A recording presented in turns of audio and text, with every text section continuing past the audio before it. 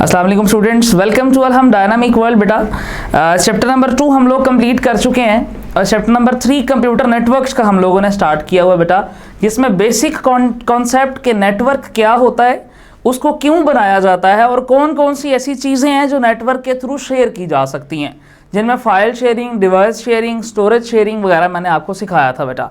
आज का हमारा कॉन्सेप्ट है कि एक नेटवर्क में कितने तरह के कंप्यूटर्स मौजूद होते हैं। सो मेनली एक नेटवर्क दो तरह के कंप्यूटर से मिलकर बनता है। एक को सर्वर कंप्यूटर कहा जाता है, दूसरे को क्लाइंट कंप्यूटर कहा जाता है। बेटा सर्वर कंप्यूटर एक ऐसा कंप्यूटर है जिसने नेटवर्क को सर्व करना होता है। सर्वर के पास सारे के सारे रिसोर्सेज मौजूद होते हैं और क्लाइंट कंप्यूटर रिक्वेस्ट करता है सर्वर से कि मुझे आपका ये रिसोर्स चाहिए। जैसा कि अगर आप गूगल ओपन करके वहां पे लिखते हैं facebook.com और आप लिख के एंटर कर देते हैं, सो एक्चुअली वो क्या है, वो एक रिक्वेस्ट है जो चली जाएगी सर्वर कंप्यूटर के पास और सर्वर कंप्यूटर फिर आपको अलाउ करेगा कि ये फेसबुक का सारा डेटा मैंने आपको प्रोवाइड कर दिया है, अब इसको यूज करें। अगर वो रिक्वेस्ट वहां तक नहीं पहुंचती और लिखा नजर आ जाता है कनेक्शन इंटरप्टेड, तो इसका मतलब यह है कि आपके क्लाइंट और सर्वर कंप्यूटर के दरमियान कोई नेटवर्क ही नहीं बना हुआ, जिसको हम कहते हैं कि जी इंटरनेट नहीं आ रहा या वाईफाई बंद किया हुआ है। सो मेनली मैंने क्या बताया बेटा, एक नेटवर्क के अंदर दो तरह की मेन डिवाइसेस है। एक वो डिवाइस जिसने चीजों को इस्तेमाल करना है और दूसरी वो डिवाइस जिसके पास सारे रिसोर्सेज, सारा डेटा मौजूद होता है। अब नॉर्मली हम टर्म्स इस्तेमाल करते हैं, मैं पहले वो बताता हूं। एक है डाउनलोडिंग और एक है अपलोडिंग।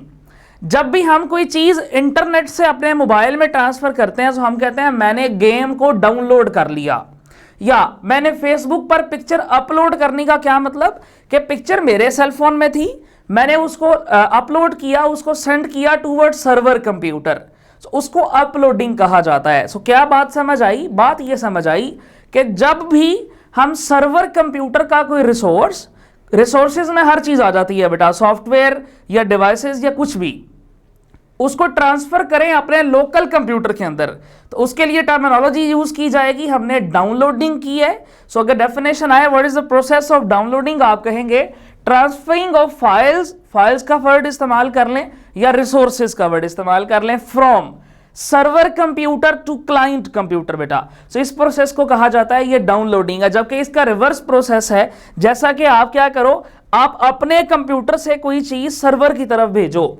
यानी आपने पिक्चर फेसबुक पर अपलोड कर दी, आपने व्हाट्सएप पे स्टेटस लगा दिया। वो क्या है, व्हाट्सएप सर्वर के पास पहले वो चीज मौजूद नहीं थी जिसको एज ए स्टेटस आपने वहां लगाया है।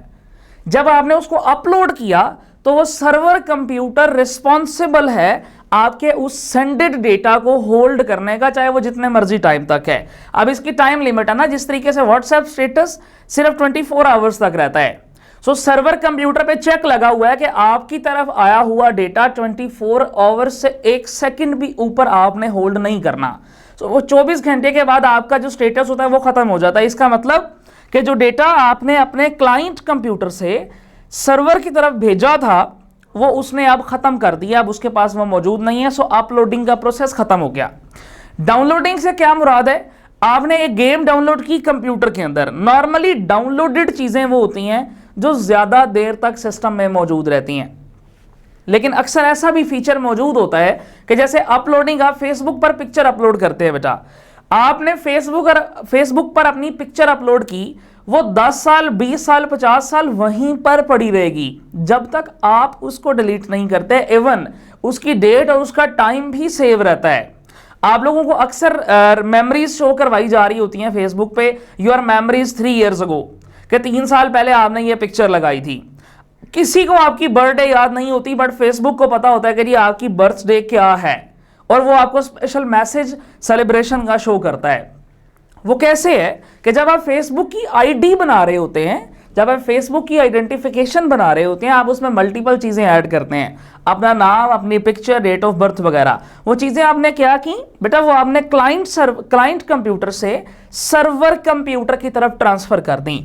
और सर्वर कंप्यूटर के पास जब तक डेटा आपका पहुंच जाता है, सो वो इस बात का जिम्मेदार होता है कि वो आपके डेटा को एज लॉन्ग एज उसके अंदर चेक लगा होता है, ठीक है, वो उसको कंट्रोल कर रहा होता है। नॉर्मली अभी तक सिर्फ व्हाट्सएप स्टेटस या फेसबुक स्टोरी वगैरह के फीचर इस तरह के हैं जिसमें कुछ अरसे के बाद, एक स्पेसिफिक टाइम पीरियड के बाद आपका डेटा गायब हो जाता है। ठीक है, जैसे स्टेटस जो है वो 24 घंटे के बाद खत्म हो जाता है, बट नॉर्मली जितनी भी एप्लीकेशंस मौजूद हैं, आप जब भी अपलोड कोई चीज करते हो तो सर्वर कंप्यूटर उसको उस वक्त तक होल्ड करके रखता है जब तक आप खुद उसको डिलीट नहीं करते या जब तक आप उसको खुद रिमूव नहीं करते। क्लियर जी? तो ये कॉन्सेप्ट हो गया डाउनलोडिंग का और अपलोडिंग का। सो बात क्या समझ आई? बात ये समझ आई कि ये सर्वर कंप्यूटर है और सर्वर कंप्यूटर के साथ बाकी सारे क्लाइंट्स जुड़े हुए हैं। आप कभी गूगल पर सर्च करिएगा सर्वर कंप्यूटर ऑफ गूगल, तो आपको उसकी बिल्डिंग नजर आएगी। वो बहुत बड़ी बिल्डिंग है, जितनी हमारी पूरी बेटा सोसाइटीज होती है ना, उतनी बड़ी एक बिल्डिंग बनाई हुई है जिसमें सर्वर कंप्यूटर है गूगल का। अब गूगल एक ऐसा सर्च इंजन है, एक ऐसा सॉफ्टवेयर है जो पूरी दुनिया में इस्तेमाल किया जा रहा है, वर्ल्ड वाइड है। सो वो पूरी दुनिया का डेटा होल्ड करता है। आप देखते हैं आपने जो सी भी चीज सर्च की होती है वो हिस्ट्री में ओपन की जा सकती है। इसका मतलब है कि आपका गूगल या उसका सर्वर आपके सर्च किए हुए डेटा को भी संभाल के रखता है, ताकि अगर आप भूल जाते हैं कि आपने क्या चीज ओपन की थी तो आप हिस्ट्री में से उस चीज को ओपन कर सकते हैं। सो हमारे सर्वर कंप्यूटर का बेटा क्या काम? मेनली दो बातें समझ आ गई। क्लाइंट कंप्यूटर को रिसोर्सेज देना, क्लाइंट कंप्यूटर की रिक्वेस्ट को सुनना, उसको उसकी नीड्स को पूरा करना, और देन आपके ओवरऑल नेटवर्क की जितनी जरूरियात, जितनी रिक्वायरमेंट्स हैं उसको फुलफिल करना सर्वर कंप्यूटर का काम होता है बेटा। सर्वर को नॉर्मली होस्ट कंप्यूटर भी कहा जाता है और सर्वर को नॉर्मली रिमोट कंप्यूटर भी कहा जाता है, ठीक है। जबकि ये जो क्लाइंट कंप्यूटर्स हैं इनको नोड्स भी कहते हैं, NODE, a computer that is connected over the network, जो पूरे नेटवर्क के अंदर जुड़ा पड़ा है बाकी कंप्यूटर के साथ, उसको सिंपल कंप्यूटर तो हम कहते ही कहते हैं, उसको नोड भी कहा जाता है बेटा। ये देखें मैंने नोड का वर्ड यहां पर इस्तेमाल किया, ठीक है। सो डेफिनेशन समझ आ चुकी होगी आपको।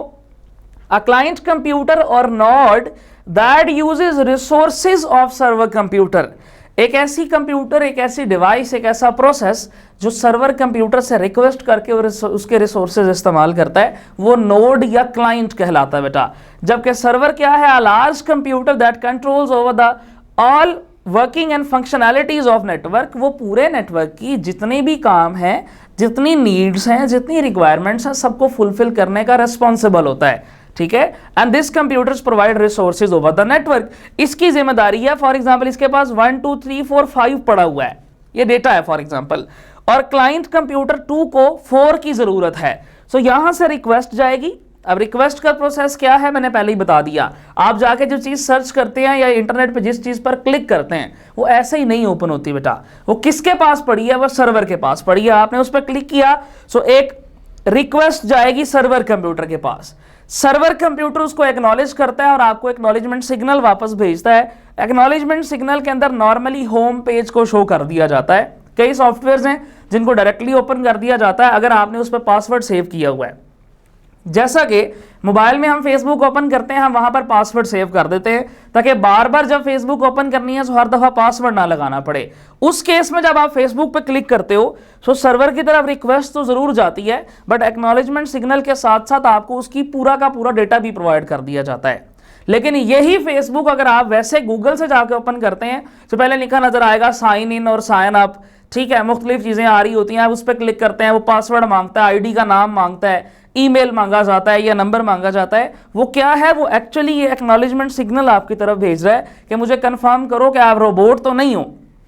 और आजकल तो मुख्तलिफ सॉफ्टवेयर के नीचे एक चेक बॉक्स भी बना दिया गया है कि डेटा एंटर करने के बाद आप उस पर क्लिक करते हैं, I am not a robot, ठीक है, कि ये काम जो है इलीगल नहीं है, ये फ्रॉड या मिस यूज नहीं किया जा रहा, ठीक है। सो बेटा ये क्लाइंट और सर्वर का कॉन्सेप्ट था। इस तरीके से नेटवर्क की शेप होती है। ये बड़ा कंप्यूटर है, साइज भी बड़ा है।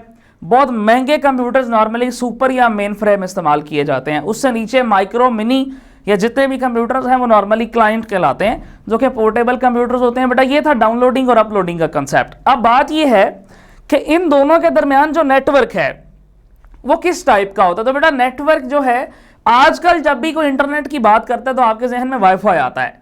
वाईफाई का मतलब होता है वायरलेस फिडिलिटी, ठीक है, वायरलेस फिडिलिटी। नेटवर्क हमेशा दो तरह के होते हैं बेटा, एक होता है वायर्ड कनेक्शन और एक वायरलेस कनेक्शन। जो वायर्ड कनेक्शन है उसमें दो डिवाइसेस के दरमियान ज्यादा फासला नहीं होता नॉर्मली, और उनको तार के जरिए, जैसे मोबाइल का चार्जर लगाना, वो भी एक छोटा सा कनेक्शन है जिसके अंदर इलेक्ट्रॉन्स को ट्रांसफर किया जा रहा होता है ताकि आपकी जो मोबाइल की बैटरी है वो चार्ज की जा सके, ठीक है। सो छोटे छोटे नेटवर्क्स जो है नॉर्मली वो वायर्ड होते हैं या बहुत बड़े नेटवर्क वायर्ड होते हैं।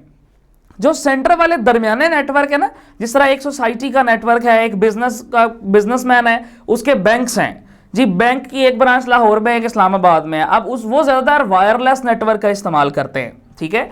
जबकि वो नेटवर्क जो पूरी दुनिया में, अब फॉर एग्जांपल अगर मैं कहता हूं जी आपने समुद्र की तह में इंटरनेट की सहूलत देनी है, जैसा कि हमारे आपको पता है सी बॉर्डर्स भी होते हैं बेटा, समुद्र के अंदर भी बॉर्डर्स होते हैं हमारी ज़मीन में, वहाँ हमारी आर्मी जो है जिसको नेवल फोर्सेस कहा जाता है वो वहाँ पहरा दे रही होती हैं।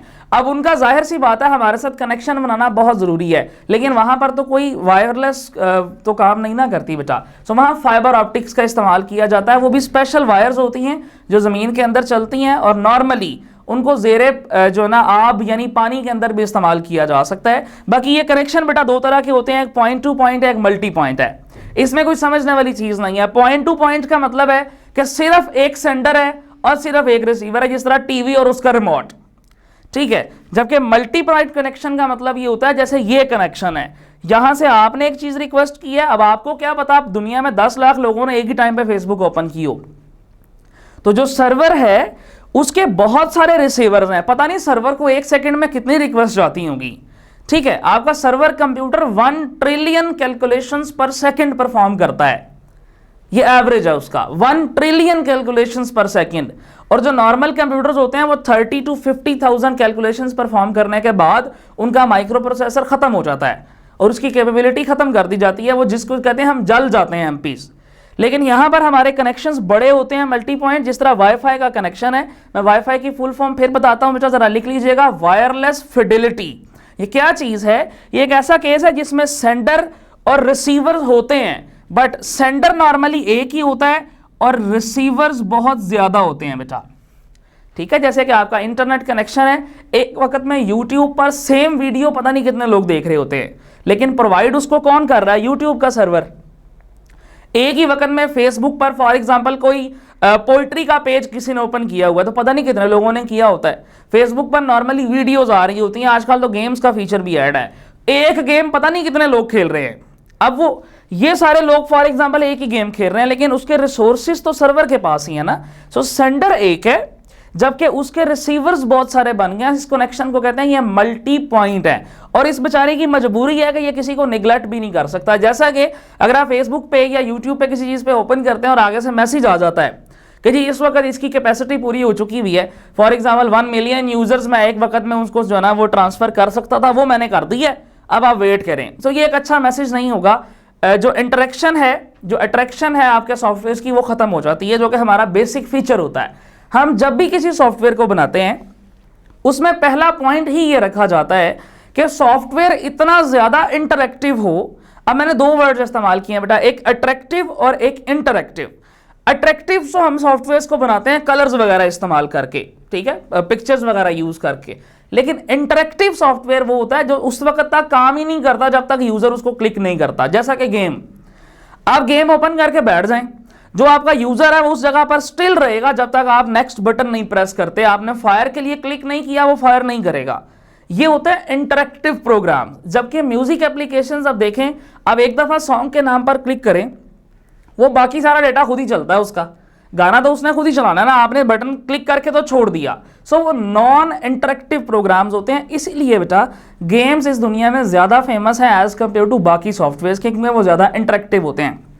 सो खैर, मैंने आपको कॉन्सेप्ट बताया क्लाइंट्स और सर्वर का, कि कैसे एक नेटवर्क एस्टेब्लिश किया जाता है और उसके दरमियान कैसे जो है ना वो ट्रांसफरिंग की जाती है। सो बेटा ये हमारा आज का लेक्चर था। इस नेक्स्ट लेक्चर के अंदर इंशाल्लाह हम आगे स्टार्ट करेंगे। बेटा अपना ख्याल रखिएगा। अल्लाह हाफिज़।